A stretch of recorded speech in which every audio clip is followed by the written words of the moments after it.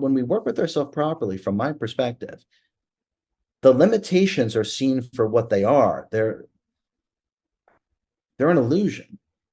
They're an absolute illusion. It's because what we are is this multi-dimensional fractal of God that has so misidentified itself with the body, and then we get reduced to body consciousness. It's like when you get in your car, right? We lose all the other abilities that we naturally have when we're not in the car. Yeah. But when we get in the car, we don't think that we're the car, Yeah. right? Okay, so that's what. So we lose so much consciousness as the octopus is projecting one of its tentacles all the way down here. We're losing consciousness, and through this loss of consciousness, it's like we have total amnesia, and we wake up here wearing this suit, so we immediately identify that we are this suit. So that the whole point is to experience that sense of limitation, and then to transcend the limitation, to realize that there are no locks and bolts to anything, and everything is connected. It's all one thing, and we're not actually in an experience of limitation. The limitation is through the identification with the body, which then reduces us to body consciousness, and then just the capabilities of the vehicle itself. Meanwhile, the I am, the self with the capital S, is connected to everything, absolutely everything. So there actually is no limitation, but it's the experience of limitation, which sounds like an oxymoron, but it's not. I get you. Yep. I get you. So, on my question is what makes us believe the limitations? What would you say is the greatest pull into believing the limitations are real? The collapsing of consciousness and the constriction of energy through the misperceptions, misunderstandings, and misidentifications with the physical form. The only death we ever experience is the separation from ourselves.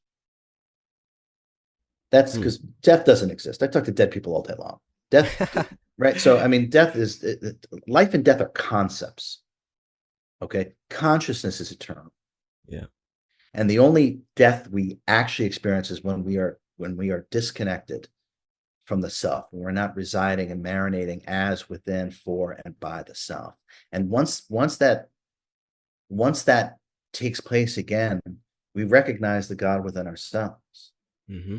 And that's really what this is about, to recognize the God within us and to infuse this realm with that vibration, with our love and wisdom. Yeah. We have to recognize our misperceptions, misunderstandings, and misidentifications, what we have identified ourselves with, and realize that is what is keeping us from our own ascension and our own evolution. Mm-hmm. And the greatest efficacy of the evolution of consciousness possible is slowed down most by attachments, which is what karma is. That's what slows the whole thing down. So if you can start to work with yourself, which isn't attached to anything, this pure awareness, and awareness has no attachments to anything. It's like we are like a time-lapse camera. The self with the capital S is like a time-lapse camera, and it is watching everything. And as it watches everything, its appreciation, its depth of love and wisdom is deepening and accruing, becoming wiser and more forgiving and more loving and more powerful as we watch everything that is happening. Kind of see it like it's a movie, because it kind of is. But we're so immersed in the dream state that we don't realize that this is kind of us just dreaming the human experience. Because the moment that you leave your body, the moment, what we call death, the moment that you leave your body, you're going to look back at your body with complete and utter indifference. And the entire story that you have been telling yourself your whole life will just disappear. Mm-hmm. The key is to incorporate as much of that as you can while you're here, so you can experience the depth of yourself and the joyous nature of this experience, even as the thrashings of a dying consciousness are happening, to be able to experience your own higher frequency and your own joy. And the only way to do that is detachment. And then the detachment will give you discernment, and that discernment will give you your own intuition, and it will guide you, and it will never allow you to step backwards, because intuition is just the opposite.